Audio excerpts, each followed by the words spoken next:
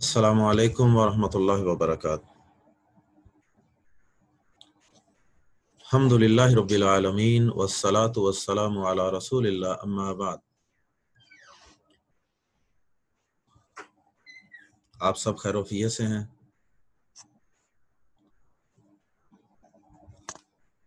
سورۃ الحجرات کی 5 آیات ہم نے پڑھی تھیں، اور ان پہلی 5 آیات کے اندر اللہ کے نبی صلی اللہ علیہ وسلم کے حجروں کا تذکرہ بھی ہوا۔ آیت نمبر 4 میں من وراء الحجرات مناسب معلوم ہوتا ہے کہ اگلا سبق شروع کرنے سے پہلے آیت نمبر 6 کا آغاز کرنے سے پہلے اللہ کے نبی صلی اللہ علیہ وسلم کے ان حجروں کا کچھ تذکرہ ہو جائے۔ حجرات چونکہ سورت کا نام ہے، اس وجہ سے اس کی تھوڑی سی تفصیل ہمارے ذہنوں کے اندر ہونی چاہیے، اور ویسے بھی اللہ کے نبی صلی اللہ علیہ وسلم سے جڑی ہوئی ہر چیز کے ساتھ محبت یہ ہمارا ایمان کا حصہ ہے۔ حجراتن جمع ہے حجرات، حجراتن کی جمع ہے حجرات، ان کو چیمبرز بھی کہا جاتا ہے۔ اللہ کے نبی صلی اللہ علیہ وسلم جن گھروں کے اندر رہتے تھے ان کو حجرے کہا جاتا ہے، اور یہ تعداد میں 9 تھے، اور یہ مسجد نبوی کے بالکل ساتھ منسلک تھے، اٹیچ تھے، اور اللہ کے نبی صلی اللہ علیہ وسلم اپنے حجرے سے نکلتے اور مسجد نبوی کے اندر اپنے قدم مبارک رکھتے اور پھر لوگوں کو نماز پڑھاتے، اور بعض اوقات آپ اپنے حجرے کا دروازہ جو مسجد میں کھلتا دروازہ یا کھڑکی، اس میں سے مسجد کے اندر جھانکتے بھی تھے۔ اور بعض اوقات اللہ کے نبی صلی اللہ علیہ وسلم مسجد میں تشریف فرما ہوتے تو آپ اس دروازے سے یا اس سوراخ سے اپنے کسی گھر یا اپنے حجرے کے اندر بھی جھانکتے تھے، اور کسی کام وغیرہ کی غرض سے اپنی ازواج کو بھی مخاطب کرتے تھے۔ آپ کی 9 بیویاں تھیں اور ہر بیوی کے پاس ایک حجرہ تھا۔ ذرا ان کی تھوڑی سی تفصیل سنیے کہ امام الانبیاء ہیں اور امام الرسل اور افضل الانبیاء، افضل البشر، تمام کائنات کے تمام انسانوں سے افضل، تمام رسولوں کے امام اور سردار، اور سرور کونین، لیکن ان کی ذرا خانگی زندگی اور ان کا ذرا لائف سٹائل اور ان کا ذرا سٹیٹس دیکھیے، اور میں اور آپ اپنے اپنے گھروں کے ساتھ اپنے اپنے لیونگ سٹائل کے ساتھ اس کا موازنہ کرتے چلے جائیں۔ اپنے اپنے بیڈ روم اور اپنے اپنے کچن اور اپنے اپنے لان اور اپنے اپنے کامن رومز، ان کے ساتھ ذرا موازنہ کرتے چلے جائیں۔ اللہ اکبر۔ روایات کے اندر آتا ہے، مختلف روایات سے چند باتیں آپ کے سامنے ان کی سمری بیان کی جا رہی ہے۔ یہ کھجور کی ٹہنیوں سے بنے ہوئے تھے، کسی پتھر سے یا کوئی زبردست قسم کی اینٹوں سے نہیں بنے ہوئے تھے، ٹائلیں ان کی دیواروں پہ نہیں لگی ہوئی تھی، بلکہ یہ کھجور کی ٹہنیوں سے بنے ہوئے تھے، اور ان کے دروازوں پر سیاہ بالوں کے ٹاٹ کے پردے تھے۔ پردے کیسے تھے؟ ذرا ہم اپنے پردوں کو دیکھیں، ہمارے ڈرائنگ رومز اور بیڈ رومز کے پردوں کا کیا سٹائل ہے، اور اللہ کے نبی امام الانبیاء رحمت للعالمین صلی اللہ علیہ وسلم کے گھر اور آپ کے حجروں کا کیا حال ہے اور کیا کیفیت ہے۔ سیاہ بالوں کی طرح کے ٹاٹ کے پردے تھے، اور اللہ اکبر، کئی صحابہ اور کئی تابعین نے ان کی کیفیت بیان کی ہے۔ کہتے ہیں کہ صحن کے دروازے سے کمرے کے دروازے تک، یعنی پر باؤنڈری وال ہوتی ہے، اس میں دروازہ ہوتا ہے، اور پھر آگے اس کے بعد کمرہ. تو کہتے ہیں کہ صحن کے دروازے سے کمرے کے دروازے تک تقریباً 9 یا 10.5 فٹ کا فاصلہ تھا. باہر کا دروازہ اور آپ کا جو کمرہ ہے جس میں آپ رہائش پذیر تھے، وہ ایک ہی کمرہ ہوا کرتا تھا، اور اس دونوں کے دروازوں کے درمیان تقریباً 9، 10 یا 10.5 فٹ کا فاصلہ. کتنا کم فاصلہ ہے. اور کمرے کا اندرونی حصہ تقریباً 15 فٹ کا ہوتا تھا. جن صحابہ یا تابعین نے یہ دیکھے ہیں وہ بیان کرتے ہیں کمرے کے اندر کی لمبائی کتنی تھی، 15 فٹ. اور شاید آج کے دور میں ہمارا چھوٹے سے چھوٹا کوئی کمرہ یا سٹور شاید اتنا ہوتا ہوگا. اللہ اکبر. اور بیان کرنے والے راوی بیان کرتے ہیں کہ میرا گمان ہے کہ آپ کے گھر کی چوڑائی 10.5-12 فٹ تھی، یعنی ایک طرف سے کوئی 9-10 فٹ اور دوسری طرف سے آپ 10-12 فٹ تقریباً اس کے درمیان. اللہ اکبر. اور حسن بیان کرتے ہیں کہ انہوں نے فرمایا کہ میں عثمان بن عفان رضی اللہ تعالیٰ عنہ کی خلافت میں نبی صلی اللہ علیہ وسلم کی بیویوں کے کمروں میں جایا کرتا تھا تو میں ان کی چھت کو ہاتھ لگا لیتا تھا. یعنی آپ ذرا ہائٹ بھی دیکھ لیں کتنی تھی. پہلے لینتھ وڈتھ ہم نے سنی، اب اس کی ہائٹ کتنی تھی. وہ کہتے ہیں کہ میں حضرت عثمان رضی اللہ تعالیٰ عنہ کی خلافت کے دور میں ان گھروں کے اندر جایا کرتا تھا تو ان کی چھت کو میں ہاتھ لگا لیتا تھا کھڑا ہو کر. اللہ اکبر، اللہ اکبر. 7-8 فٹ ہائٹ ہوگی. ولید بن عبد الملک رحمہ اللہ کے دور حکومت میں ان کے حکم سے نبی صلی اللہ علیہ وسلم کے ان گھروں کو مسجد نبوی کے اندر شامل کر دیا گیا. اور روایات کے اندر لکھا ہے کہ جب ان کو گرا کر، کیونکہ مسجد نبوی کی توسیع مقصود تھی اور اس وقت کی پرانی مسجد نبوی جو تھی وہ تو بالکل چھوٹی سی تھی، اب اس کے بالکل ساتھ متصل یہ آپ کے حجرے تھے، تو مسجد کی توسیع کے سلسلہ میں ان کو انہوں نے گرانے کا حکم دیا اور پھر یہ مسجد نبوی کے اندر شامل کر دیے گئے. تو کہتے ہیں کہ جب ان کو گرا دیا گیا تو اس پر اس وقت جو لوگ موجود تھے وہ بہت روئے.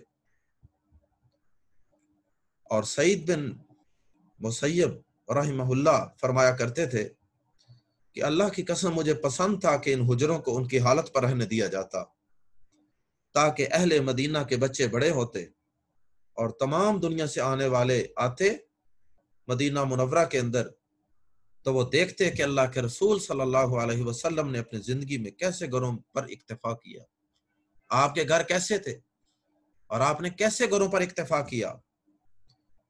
اور اس سے ان کے دلوں میں ایک دوسرے سے بڑھ کر دنیا حاصل کرنے کی ہرس اور اس پر فخر کے بجائے زہد، تقوی اور دنیا سے بے رغبتی پیدا ہوتی. جب لوگ دیکھتے کہ ہمارے نبی پاک صلی اللہ علیہ وسلم کا لیونگ سٹائل یہ تھا، اس کے اندر ہمارے نبی نے ساری زندگی گزاری ہے، تو یقیناً پھر ان کے اندر دنیا کی ہرس اور دنیا کے مال و متاع کی محبت کم ہوتی اور ان کے اندر زہد پیدا ہوتا، تقوی پیدا ہوتا، دنیا سے بیزاری اور بے رغبتی پیدا ہوتی، قناعت پیدا ہوتی. چھوٹے اور تھوڑے سے مکان کے اوپر وہ راضی اور خوش ہو جاتے. اور آج ہماری کیفیت یہ ہے کہ اگر کسی کے پاس کرائے کا مکان ہے تو اس کی زندگی کا ٹارگٹ یہ ہے کہ اپنا مکان بن جائے، اور اگر اپنا ہے 5 مرلے کا ہے تو کوشش ہے 10 کا بن جائے، 10 کا ہے تو اس پر تسلی نہیں، کنال کا بن جائے، کنال کا ہے تو 2 کنال، اور اگر 2 کنال کا کسی عام محلے میں ہے تو اس کی خواہش ہے کہ کسی اچھے ٹاؤن کے اندر، واپڈا town, D C colony, defence میں چلا جاؤں، اور یہ خواہش کبھی ختم نہیں ہوتی. اور یہاں اللہ اکبر کئی ایسے لوگوں کے متعلق ہم جانتے ہیں کہ جنہوں نے 100 ایکڑ کے اندر اپنی کوٹھی بنا رکھی اور اس کے اندر پتہ نہیں کیا کیا سہولیات، کیا کیا فیسلٹیز، اور پھر ساری زندگی اس مال و دولت کو کما کما کر صرف اور صرف اپنی یہ دنیا کی خواہشات پوری کی جا رہی. ساری زندگی اس کام پہ لگائی ہوئی ہے، اللہ کے دین کے کو سیکھنے کے لیے، سکھانے کے لیے، اس پہ عمل کرنے کے لیے، اس کو پھیلانے کے لیے کوئی وقت ہی نہیں ہے. جب دین کا کوئی کام ہو، دین کی کوئی دعوت دی جائے تو کہتے ہیں جی وقت ہی کوئی نہیں. اور سارا وقت کہاں صرف ہو رہا ہے؟ دنیا کمانے کے لیے، اچھا مکان، اچھا سٹیٹس، اچھا لیونگ سٹائل بن جائے. اللہ ہم سب کو اپنے نبی پاک صلی اللہ علیہ وسلم کی طرح سادہ زندگی گزارنے کی توفیق عطا فرمائے، اور آخرت کا جو گھر ہے، جو اصل گھر ہے، اس کے لیے تیاری کرنے کی توفیق عطا فرمائے. اللہ کے نبی صلی اللہ علیہ وسلم نے فرمایا کن فی الدنیا کأنک غریب، دنیا کے اندر اس طرح رہ کہ جس طرح ایک راہ گزر رہتا ہے، ایک اجنبی رہتا ہے، او عابر سبیل، یا کوئی راہ گزر رہتا ہے. ایک اجنبی شخص کسی علاقے میں جاتا ہے تو وہاں کتنے کو ڈیرے لگاتا ہے. ہفتے 10 دن کے لیے کسی دوسرے شہر میں آدمی جائے تو وہاں صاف سی بات ہے کہ وہ اپنی کوٹھیاں محلات تو نہیں تیار کرتا. یا پھر ایک راہ گزر آدمی جو ہے وہ سفر کر رہا ہے تو تھوڑی دیر کے لیے کسی درخت کے نیچے سستانے کے لیے، آرام کرنے کے لیے بیٹھ جاتا ہے. آپ نے فرمایا کہ اس طرح دنیا کے اندر زندگی گزارو. اور عبداللہ بن عمر رضی اللہ تعالیٰ عنہ جو اس روایت، اس حدیث کے راوی ہیں، وہ بیان کرتے ہیں کہ اگر صبح کرو تو شام کا انتظار نہ کرو، اور اگر شام کر لو تو صبح کا انتظار مت کرو. اللہ کے نبی صلی اللہ علیہ وسلم ایک دفعہ غزوہ احزاب کے موقع پہ جب خندق کھود رہے تھے، سخت تکلیف تھی اور سخت مشکلات کا سامنا تھا، اور تنگ دستی تھی، کھانے پینے اور وسائل کی بہت کمی تھی، شدید گرمی. اور اللہ کے نبی صلی اللہ علیہ وسلم کے جانسار صحابہ انصار اور مہاجرین وہ دونوں مل کر خندق کو کھود رہے تھے، اور پیٹوں پر پتھر باندھ باندھ کے اس وقت اللہ کے نبی صلی اللہ علیہ وسلم ان صحابہ کا اور اپنا حوصلہ بڑھانے کے لیے کچھ اشعار پڑھ رہے تھے عربی زبان میں. آپ پڑھ رہے تھے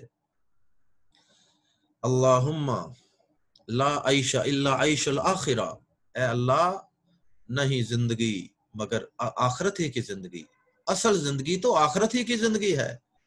اللہم فاغفر للمہاجر والانصار، اے اللہ تو انصار اور مہاجرین کو معاف کر دے، ان کی بخشش فرما دے، جو اصل زندگی آخرت کی زندگی ہے اس کے لیے محنت کر رہے ہیں. اللہ ہم سب کو دنیا پر آخرت کو ترجیح دینے کی توفیق عطا فرمائے. اب آتے ہیں آج کے سبق کی طرف. آیت نمبر 6 سے اللہ پاک نے ایک انتہائی اہم معاشرتی اصول کی طرف اشارہ کیا ہے، اور اس کا اللہ پاک نے ہمیں حکم دیا ہے، اور ایک ایسا ادب ہے اور ایک ایسا ایٹیکیٹ اللہ پاک نے مسلمانوں کو سکھلایا ہے کہ جس کا اہتمام کرنے اور جس پر عمل کرنے سے ان کے دین و دنیا کے معاملات ان کے لیے بہت ہی آسان ہو جاتے ہیں، اور بہت سی پریشانیوں سے وہ اس بات پر عمل کرنے سے اور بہت سے نقصانات سے بچ جاتے ہیں. اور وہ حکم یہ ہے کہ یا ایھا الذین، اے لوگو جو آمنو ایمان لائے ہو. یا ایھا الذین آمنو ہم نے سورت کے آغاز میں کہا تھا کہ 5 مرتبہ اس سورت، چھوٹی سی سورت کے اندر اللہ رب العزت نے یا ایھا الذین آمنو کے الفاظ کے ساتھ اہل ایمان کو مخاطب کیا ہے. اور اس لفظ اور ان کلمات سے شروع ہونے والی آیت پر صحابہ کرام متوجہ ہو جاتے تھے، اور وہ بڑے کانشیس ہو جاتے تھے کہ کوئی بڑا ہی اہم حکم آنے لگا ہے. یا ایھا الذین آمنو غالباً 30 دفعہ یہ حکم آ رہا ہے اب تک جو آیات ہم نے پڑھی ہیں. یا ایھا الذین آمنو، اے لوگو جو ایمان لائے ہو. آمنو کے آخر میں واو الف جمع کی نشانی، گرامر میں ہم پڑھ چکے. ان اگر، جا آئے، کم تمہارے پاس، جا آئے کم تمہارے پاس، کم بھی ہم پڑھ چکے ہیں. جا کم، کم فعلوں کے ساتھ بھی آتا ہے، اسموں کے ساتھ بھی اور حروف کے ساتھ بھی. تو یہ جا فعل ہے اور اس کے ساتھ کم آیا. جا آئے کم، تمہیں یا تمہارے پاس، ضرورت کے مطابق ترجمہ کر لیا جاتا ہے ان ضمائر کا، کم، کما، کا وغیرہ کا. ان اگر جا آئے کم تمہارے پاس فاسقن، کوئی فاسق. فاسق کیا ہوتا ہے اور کون ہوتا ہے؟ جو دین کی کسی حد سے یا دین کی تمام حدود سے نکل جائے، دین کی پابندی اس پر لازم ہے. یعنی اس کا استعمال جو ہے وہ اکثر نافرمانی کا ارتکاب کرنے والے مسلمان پر ہوتا ہے. بعض اوقات کافر پر بھی یہ لفظ بول لیا جاتا ہے، جیسے سورہ سجدہ کے اندر ہے افمن کان مؤمنا، کیا وہ شخص کانا جو ہو مومنن مومن کا من اس کی طرح ہو، کا من اس جیسا ہے، کانا فاسقن جو نافرمان ہو، لا یستوون دونوں برابر نہیں ہو سکتے. اب یہاں مومن کے مقابلے میں فاسق کا لفظ آیا ہے اس آیت کے اندر، تو یہاں یہ فاسق جو ہے وہ کافر کے لیے استعمال ہوا ہے، کیونکہ یہ فسق جو ہے نافرمانی یہ بعض اوقات اس حد تک بڑھ جاتی ہے کہ یہ کفر اور شرک تک بھی پہنچ سکتی ہے. لیکن عام طور پہ یہ مسلمان جو گناہگار ہوتا ہے یا باغی ہوتا ہے، اللہ کی نافرمانیوں پہ نافرمانی کرنا اس کا وتیرہ ہوتا ہے، اس پہ بولا جاتا ہے. خطا کار ہونا، کبھی کبھار کوئی غلطی کوتاہی ہو جانا، لیکن اللہ پاک کی بغاوت اور نافرمانی سے اپنا دامن ہر وقت بچا کے رکھنے کی کوشش کرنا، تو ایسا شخص جو ہے اس پر یہ فاسق کا لفظ عام طور پہ نہیں بولا جاتا. لیکن اگر بہت زیادہ نافرمان ہو، باغی ہو، تو پھر اس پہ یہ لفظ بولا جاتا ہے. ان اگر جاءکم آئے تمہارے پاس فاسقن کوئی فاسق، ہم نے پڑھا تھا کہ یہ اوپر جو تنوین ہے فاسقن کے جس کو دارہ لگایا گیا سرخ، اس کی وجہ سے اس کا ایک مقصد اسم کے اندر تنکیر پیدا کرنا، اس کو کامن نون بنانا بھی ہوتا ہے، نکرہ بنانا، اس لیے اس کا ترجمہ کوئی یا ایک کیا جاتا ہے. فاسقن کوئی فاسق، بھی ساتھ، نابائن کسی خبر کے، بھی نابائن کسی خبر کے ساتھ. یہاں نابائن کی تنوین جو ہے دو زیریں، ان کی وجہ سے ترجمہ کیا جا رہا ہے کوئی خبر یا کسی خبر. بھی نابائن کسی خبر کے ساتھ، اگر آئے تمہارے پاس کوئی فاسق کسی خبر کے ساتھ، اور ہم اس کو ذرا سیدھا کر کے یوں بھی کر سکتے ہیں کوئی خبر لے کر. فا تو تبینو تم خوب تحقیق کر لیا کرو، تو اچھی طرح تحقیق کر لیا کرو. تبینو کی تا کی وجہ سے ترجمہ ہے تم اس کا ترجمہ، اور بینو جو ہے نہیں سوری اس کا تبینو جو ہے اس کا یہاں الگ سے ترجمہ ممکن نہیں ہے. یہ تبینو جو ہے یہ اس کا اپنا ہی حصہ ہے. تبینو پورا لفظ ہے اکٹھا، یہ تا جو ہے یہ تم والا تا نہیں ہے، جیسا کہ ہم نے پڑھا تھا کہ بعض اوقات اس تا کا ترجمہ کرنا ممکن بھی نہیں ہوتا، جیسا کہ یہاں. تو یہ اس کا اپنا حصہ ہے.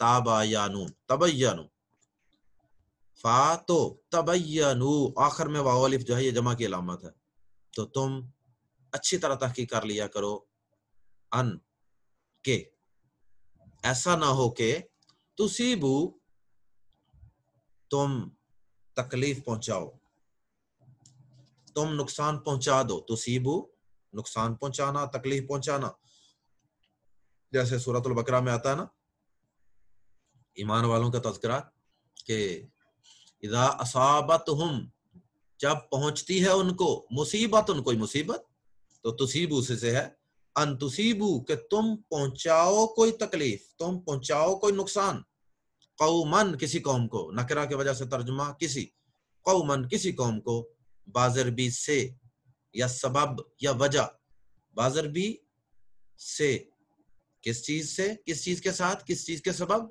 جہالتن نادانی، لا علمی، جہالتن نادانی یا لا علمی، بجہالتن کسی لا علمی کی وجہ سے.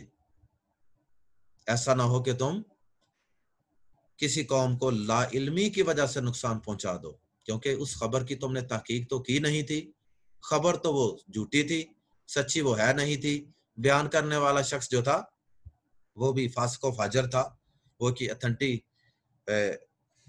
اس کی خبر اتھینٹک نہیں تھی، تو اس لیے تمہیں اس کی خبر کی پہلے کوئی جانچ پڑتال کر لینی چاہیے تھی، لیکن تم نے ایسا نہ کیا، اور تم نے اس خبر کی بنیاد پر کسی قوم پر حملہ کر دیا، اس کی کوئی غلط بات سن کر کہ فلاں جو ہے وہ ہمارے دشمن ہیں، انہوں نے یہ پیغام بھیجا ہے، تو اس لیے ان کے اوپر ہمیں اٹیک کر دینا چاہیے. تو ایسے ہی تم کسی قوم پہ حملہ آور ہو جاؤ، بعد میں پتہ چلے کہ جی خبر تو غلط تھی. یا اسی طرح اس کا مطلب یہ بھی ہو سکتا ہے کہ کسی کو نقصان پہنچانے کا کسی قوم کو یہ بھی ایک طریقہ ہے کہ تم اس غلط انفارمیشن کی بنیاد پر کسی کی غیبت کر بیٹھو، غیبتیں کرنی شروع کر دو اور بعد میں اصل حقیقت کھل لے. اور اسی طرح تم کسی سے قطع تعلقی کر کے بیٹھ جاؤ گھر کے اندر، اور بعد میں جب تمہیں پتہ چلے کہ یہ تو بات ہی غلط تھی. تو اسی طرح کسی بھی طریقے سے کسی شخص کو، کسی قوم کو انسان غلط انفارمیشن کی بنیاد پر نقصان پہنچا سکتا ہے. تو اس لیے حکم یہ ہے کہ جب تمہارے پاس کوئی ایسا فاسق خبر لے کے آئے تو تم پہلے اس کی انویسٹیگیشن کر لیا کرو. فا ورنہ، یا پھر فا تو، یا پھر تسبیحو تم سب ہو جاؤ، یہاں تک کا ترجمہ ہوگا تم. تسبیحو تم ہو جاؤ، اس کا معنی ہوتا ہے صبح کرنا بھی ہوتا ہے تسبیحو کا، اصبح یصبح، صبح کرنا بھی ہوتا ہے اور کسی کام کا ہو جانا بھی ہوتا ہے. جیسے کانا یکونو ہوتا ہے نا، ہونا، یہ اس معنی میں بھی استعمال ہوتا ہے. فا پھر تسبیحو تم ہو جاؤ، تسبیحو کی تا کی وجہ سے ترجمہ تم، اور آخر میں واو الف جو سرخ رنگ میں ہے اس کی وجہ سے ترجمہ جمع میں. فتسبیحو پھر تم سب ہو جاؤ، الا پر، کیا ہو جاؤ اس کا تذکرہ آخر میں آ رہا ہے. الا پر، ما جو، علامہ اس پر جو، فعلتم تم نے کیا. فعلتم کے آخر میں تم کی وجہ سے ترجمہ کیا کر رہے ہیں؟ تم نے. فعل یہ ایک فعل ہے اور اس کے آخر میں تم آیا تو تم کی وجہ سے، ابھی ہم نے پیچھے گرامر میں پڑھا تھا کل یا پرسوں کے سبق میں، فعلتم تم نے کیا. کیا ہو جاؤ گے تم؟ نادمین نادم ہونے والے، شرمندہ، پشیمان ہونے والے. تو یہ اس کے آخر میں یا نون زبر نا کس کی علامت ہے؟ یا نون زبر نا علامت ہے جمع کی، اور جمع بھی کون سا؟ مذکر کا. یاد ہوگا آپ کو یہ بھی علامت ہم نے پڑھی تھی، واو نون زبر نا، اور وہاں یا نون زبر نا بھی پڑھا تھا، اور اسی طرح واو الف، یہ ساری علامتیں جمع مذکر کی ہیں. تو پورے کا با محاورہ ترجمہ ہوا فَتُصْبِحُوا عَلَىٰ مَا فَعَلْتُمْ نَادِمِينَ، ایسا نہ ہو کہ تم پھر تم جو تم نے کیا اس پر پشیمان ہو جاؤ. اور اگر پیچھے والے کو بھی ساتھ ملا کے کریں ساری آیت کا با محاورہ ترجمہ تو وہ یہ بنے گا، اے لوگو جو ایمان لائے ہو، اگر تمہارے پاس کوئی فاسق کوئی خبر لے کر آئے تو اچھی طرح تحقیق کر لو. ایسا نہ ہو کہ تم کسی قوم کو لا علمی یا نادانی کی وجہ سے نقصان پہنچا دو، پھر جو تم نے کیا اس پر پشیمان ہو جاؤ. اور ایسا اکثر ہوتا ہے کہ ہم کسی غلط خبر کے اوپر ایکشن لے لیتے ہیں اور بعد میں ہمیں حقیقت جب معلوم ہوتی ہے تو پھر ہمیں اکثر شرمندگی کا سامنا بھی کرنا پڑتا ہے.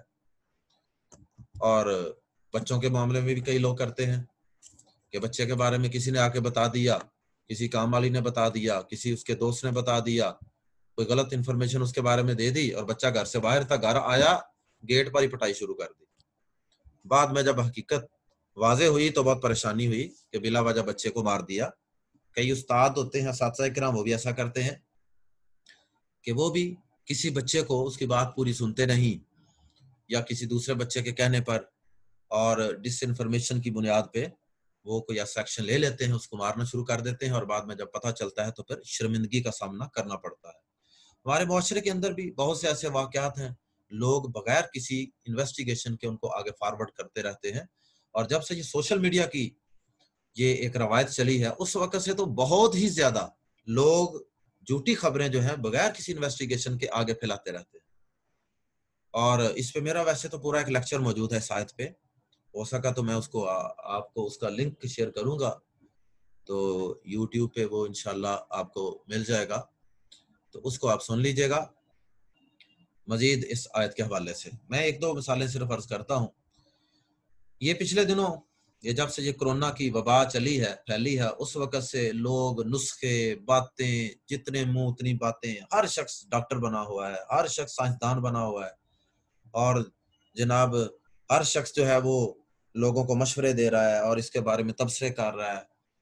اور اسی طرح پچھلے دنوں میں یعنی کوئی تقریباً ہفتہ 2 ہفتے پہلے کی بات ہوگی، میکسیمم 10 دن پہلے کی اندازاً، تو ایک گروپ کے اندر میں ایڈ ہوں، نیوز کا گروپ ہے، اس کے اندر زیادہ صحافی لوگ ہیں، تو اس کے اندر اب انہوں نے ایک بندے نے نا سوال کیا کہ جی کوئی ایسی خبر ہے کہ کوئی زلزلہ آ رہا ہے رات 2 بجے کے 1 بجے، اس نے ٹائم بھی بتایا تھا غالباً 1 بجے. تو سب نے کہا کہ ہمارے علم میں تو کوئی ایسی خبر نہیں، پریشان سارے ایک دفعہ ہو گئے. اس بندے نے پھر اس کے اندر میسج کیا کہ میرے بھائی یہ ہمارا ادھر گجرانوالہ کے قریب ایک گاؤں ہے اور وہاں پہ باقاعدہ یہ خبر بڑی مشہور ہے اور لوگ سارے اپنے گھروں سے باہر آ چکے ہیں. بعد میں انویسٹیگیشن ہوئی تو ایسی کوئی خبر ہی نہیں تھی. اور کچھ سال پہلے بھی آپ کو شاید یاد ہو کہ ایک دفعہ یہ خبر بہت زیادہ پورے ملک میں پھیلی تھی اور لوگ اس وقت رات ساری لوگوں نے باہر گراؤنڈوں میں اور کھلے میدانوں کے اندر گزاری تھی، بہت زیادہ یہ خبر عام ہوئی تھی. اور بعد میں پتہ چلا کہ ایسا کوئی ڈیوائس، کوئی ایسی ایجاد ہے ہی نہیں کہ جسے پتہ چل سکے کہ زلزلہ اتنے گھنٹوں کے بعد یا اتنے دن کے بعد آ رہا ہے. تو اس کی کوئی پریڈکشن کے لیے تو کوئی چیز ہی نہیں ہے.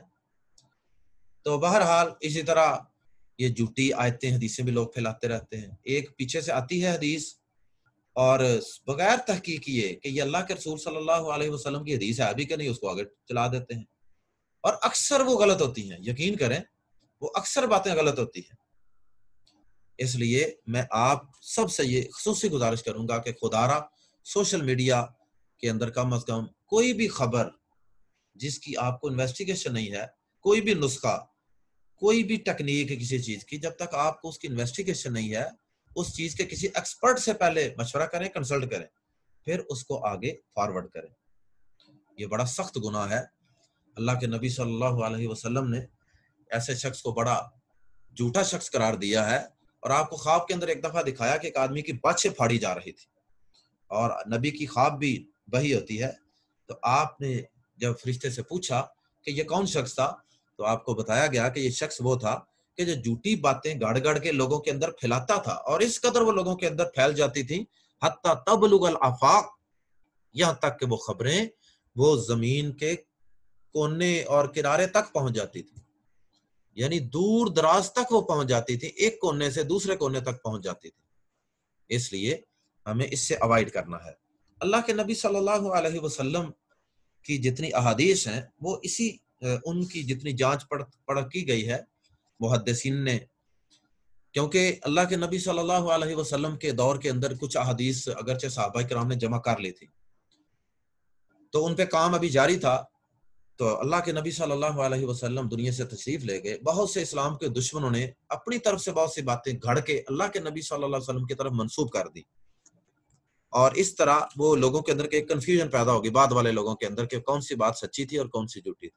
پھر محدثین کو اللہ پاک جزائے خیر عطا فرمائے، امام بخاری، امام مسلم اور دیگر ائمہ کرام رضوان اللہ علیہم اجمعین، انہوں نے اس پہ محنت کی اور انہوں نے محنت کرنے کے بعد احادیث کی جانچ پڑھ کے ایسے ضابطے اور قانون مقرر کر دیے اس آیت کی روشنی میں کہ آج کے دور کے اندر بھی الحمدللہ کوئی شخص چند گھنٹے اگر وہ اس پہ لگائے تو کسی بھی حدیث کو کوئی شخص بھی گھڑ کے لے آئے تو ایک اس علم کا جو بندہ ایکسپرٹ ہے اسماء الرجال کا اور حدیث کا، تو وہ شخص اس بات کا فیصلہ کر سکتا ہے اور اس نتیجے پہ انویسٹیگیشن کے بعد پہنچ سکتا ہے کہ یہ حدیث اللہ کے نبی صلی اللہ علیہ وسلم کا فرمان ہے کہ نہیں. اور یہیں سے صحیح اور ضعیف کی اصطلاحات انٹروڈیوس کروائی گئیں. صحیح وہ حدیث کہ جس کی ساری جانچ پڑتال کی گئی ہے، واقعی یہ اللہ کے نبی صلی اللہ علیہ وسلم کا فرمان ہے، اور جو آپ سے صحیح ثابت نہیں ہوتا اس کے متعلق کہا جاتا ہے کہ یہ حدیث جو ہے یہ ضعیف ہے. تو بہرحال احادیث کے جو صحیح اور ضعیف قرار دینے کے اصول ہیں وہ بھی اسی آیت سے ہی محدثین نے مستنبط کیے ہیں. یہاں پر بعض لوگوں نے ایک صحابی تھے اللہ کے نبی صلی اللہ علیہ وسلم کے ولید بن عقبہ رضی اللہ تعالیٰ عنہ، ان کا ایک واقعہ بیان کیا ہے کہ وہ کسی علاقے کے اندر گئے تھے، بنو مستلق ایک قبیلہ تھا، تو اللہ کے نبی صلی اللہ علیہ وسلم نے آپ کو وہاں زکوٰۃ وصول کرنے کے لیے بھیجا اور وہ قبیلہ جو تھا ان کے درمیان اسلام سے پہلے سے ہی بنو مستلق اور ان کے قبیلے میں اسلام سے پہلے سے دشمنی چلی آ رہی تھی. وہ لوگ مسلح ہو کر استقبال کے لیے آئے تو یہ عثمان رضی اللہ تعالی عنہ، یہ جو تھے نا ولید بن عقبہ رضی اللہ تعالیٰ عنہ، یہ اصل میں حضرت عثمان کے رشتہ دار تھے۔ تو انہوں نے جب یہ دیکھا کہ یہ مسلح ہو کر آ رہے ہیں تو یہ ڈر گئے۔ اللہ کے نبی پاک صلی اللہ علیہ وسلم نے تو ان سے زکوٰۃ وصول کرنے کے لیے بھیجا تھا، لیکن یہ ڈر کے اور واپس آ گئے، اور یہ سمجھے کہ شاید یہ مجھے قتل کرنا چاہتے ہیں، کیونکہ پرانی دشمنی تھی اسلام سے پہلے کی۔ اور وہیں سے واپس آ کر رسول اللہ صلی اللہ علیہ وسلم سے شکایت کر دی کہ بنو مسلک قبیلے نے زکوٰۃ دینے سے انکار کر دیا ہے، بلکہ وہ تو مجھے قتل کرنا چاہتے تھے۔ آپ نے یہ سن کر بنو مستلق کی طرف ایک لشکر روانہ فرما دیا۔ اب یہ لشکر راستے میں تھا کہ ادھر سے بنو مستلق کے سردار حارث بن زرار، یہ ام المومنین جویریہ رضی اللہ عنہا کے والد، اپنے چند ساتھیوں کے ساتھ آتے نظر آئے۔ قریب پہنچ کر انہوں نے لشکر والوں سے دریافت کیا کہ آپ لوگ کدھر جا رہے ہیں؟ لوگوں نے کہا کہ تمہاری طرف جا رہے ہیں۔ مسلمانوں نے کہا کہ ہم تمہاری طرف جا رہے ہیں۔ انہوں نے سبب پوچھا تو لشکر والوں نے بتایا کہ مسلمانوں نے بتایا کہ آپ نے ولید بن عقبہ کو تمہاری نبی صلی اللہ علیہ وسلم نے ولید بن عقبہ کو تمہارے پاس بھیجا تھا، اور تم نے زکوٰۃ دینے سے انکار کر دیا، بلکہ انہیں قتل کرنے پر آمادہ ہو گئے تھے۔ تو انہوں نے کہا اس ذات کی قسم جس نے آپ کو حق دے کر مبعوث کیا ہے، ولید نہ ہمارے پاس آیا اور نہ ہم نے اس کی شکل دیکھی۔ پھر یہی بات انہوں نے آپ کی خدمت میں حاضر ہو کر کہی، اور مزید کہا کہ ہم تو خود آپ کی خدمت میں اس لیے حاضر ہوئے ہیں کہ آپ کی طرف سے کوئی زکوٰۃ وصول کرنے نہیں پہنچا، اور ہم ڈر گئے تھے کہ کہیں آپ ہم سے ناراض تو نہیں ہوگے۔ تو اس پر یہ آیت نازل ہوئی۔ یہ ابن کثیر اور دیگر تفاسیر کے اندر واقعہ ذکر کیا گیا ہے، لیکن یہ واقعہ جو ہے یہ ضعیف واقعہ ہے، من گڑت ہے، اور یہ اللہ کے نبی صلی اللہ علیہ وسلم کے اس صحابی پر ایک بہتان معلوم ہوتا ہے۔ اس کی کوئی صحیح سند معلوم نہیں ہے اور معلوم نہیں ہو سکی۔ اللہ کے نبی صلی اللہ علیہ وسلم کے اس صحابی کے متعلق یہ واقعہ بیان کر کے کئی لوگوں نے ولید بن عقبہ رضی اللہ تعالیٰ عنہ جو ہیں ان کو نعوذ باللہ فاسق قرار دے دیا، حالانکہ اللہ کے نبی صلی اللہ علیہ وسلم کو کے صحابی جو ہیں جن کے عادل ہونے اور جن کے جیسا کہ اگلی آیات جو ہیں ان کے اندر یہ وضاحت آ رہی ہے انشاءاللہ کہ تمام صحابہ کرام جو ہیں وہ عادل ہیں، وہ کبھی جھوٹ نہیں بول سکتے اور وہ صادق ہیں۔ یہ ایک محدثین کا مسلمہ قاعدہ ہے کہ صحابہ کرام جو ہیں وہ سارے کے سارے صدوق ہیں، سچے ہیں، عادل ہیں۔ ان سے کوئی خطا غلطی تو ہو سکتی ہے بھول چوک کر، لیکن وہ جان بوجھ کے کوئی جھوٹ بول دیں ایسا نہیں ممکن۔ اس لیے کسی ضعیف سند کی بنیاد پر کسی صحابی کو فاسق قرار دینا یہ ممکن نہیں ہے۔ تو باقی جو اللہ کے نبی صلی اللہ علیہ وسلم کے صحابہ ہیں ان کے متعلق تو اللہ پاک نے قرآن مجید کے اندر بھی رضی اللہ عنہم ورضوا عنہ کا اللہ پاک نے ان کو سرٹیفکیٹ دیا ہے، اور وَأَعَدَّ لَهُمْ جَنَّاتٍ تَجْرِي تَحْتِهَا الْأَنْهَارُ خَالِدِينَ فِيهَا أَبَدًا۔ یہ اللہ پاک نے سارے سرٹیفکیٹ قرآن مجید کے اندر دیے ہیں، اور آگے جو آیات آ رہی ہیں ان کے اندر بھی اللہ پاک نے ان کو یہ سرٹیفکیٹ عطا کیا ہے۔ تو اگلی آیات انشاءاللہ جب ہم کل پڑھیں گے تو آپ دیکھیں گے کہ اللہ پاک نے کس قدر صحابہ کرام کے ایمان کی گواہیاں دی ہیں، اور پیچھے بھی ہم ایک آیت پڑھ چکے ہیں کہ اللہ پاک نے ان کے دلوں کا تقوی کے لیے امتحان لے لیا، اور اللہ پاک نے ان کو اس امتحان کے اندر کامیاب قرار دے دیا۔ تو صحابہ کرام جو ہیں وہ صحابہ کرام جو ہیں خلاف شرع کوئی کام نہیں کرتے تھے۔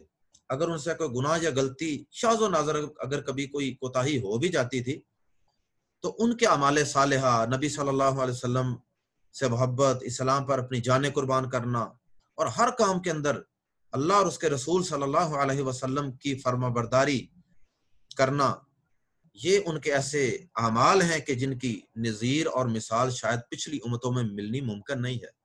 ان بے شمار اعمال صالحہ اور فضائل و کمالات کے مقابلے میں عمر بھر میں کسی گناہ کا سرزد ہو جانا اس کو خود ہی کالعدم قرار دے دیتا ہے۔ دوسرا، اللہ تعالیٰ اور اس کے رسول صلی اللہ علیہ وسلم کی محبت و عظمت، اور ادنا سے گناہ کے وقت چھوٹا سا بھی کوئی گناہ کر لیتے تھے تو اس گناہ کا خوف، خشیت اور فوراً توبہ کرنا، بلکہ اپنے آپ کو سزا کے لیے خود پیش کر دینا، اور پھر یہ ساری جو چیزیں ہیں تو کیا خیال ہے کہ ان کے اللہ پاک نے گناہ معاف نہیں کیے ہوں گے؟ اور پھر اللہ پاک تو خود فرماتے ہیں کہ ان الحسنات یذہبن السیئات، کہ نیکیاں گناہوں کو لے جاتی ہیں، مٹا دیتی ہیں، خصوصاً جب ان کی یہ نیکیاں عام لوگوں کی طرح نہیں، بلکہ ان کا حال یہ ہے کہ جیسا کہ ابو داؤد وغیرہ کے اندر حدیث ہے کہ اللہ کے نبی صلی اللہ علیہ وسلم، حدیث تو بہت ہے، میں صرف اشارہ ایک حدیث کی طرف کر رہا ہوں، اللہ کے نبی صلی اللہ علیہ وسلم نے فرمایا، اللہ کی قسم ان میں سے کسی شخص کا، نبی کریم یعنی صحابہ کی طرف آپ نے اشارہ کیا، آپ نے فرمایا اللہ کی قسم ان میں سے کسی شخص کا، اللہ اکبر، نبی کریم صلی اللہ علیہ وسلم کے ساتھ کسی جہاد میں شریک ہونا جس میں ان کے چہرے پر غبار پڑ گیا، تم میں سے کسی شخص کی عمر بھر کی عبادت و اطاعت سے افضل ہے، اگرچہ اس کو نوح علیہ السلام کی عمر کے برابر عمر دے دی گئی، اتنی عمر بھی کسی عام شخص کو مل جائے، وہ صحابہ کے ایمان اور ان کے اجر و ثواب کو نہیں پا سکتا۔ اور ایک حدیث میں نبی صلی اللہ علیہ وسلم نے فرمایا کہ اگر تم میں سے کوئی شخص ایک احد پہاڑ کے برابر سونا خرچ کر دے اللہ کی راہ میں، وہ میرے کسی ایک صحابی کے ایک مد یا ایک سا، ایک دڑوپا، تھوڑے سے 2 کلو سمجھ لیں اناج اللہ کی راہ میں میرے صحابی نے خرچ کیا ہو، تو یہ احد پہاڑ کے برابر سونا خرچ کرنے والا اس صحابی کے کیے گئے خرچ کے برابر اس کے اجر و ثواب کو نہیں پہنچ سکتا۔ تو یہ سارا کچھ کس وجہ سے تھا؟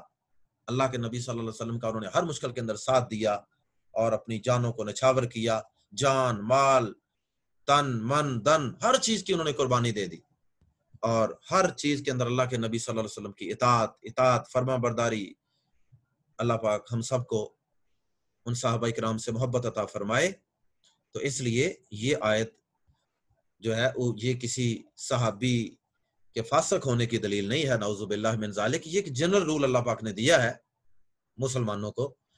اللہ پاک ہمیں اس اصول کو اپنی پوری زندگی کے اندر اس کی امپلیمنٹیشن کرنے کی توفیق عطا فرمائے۔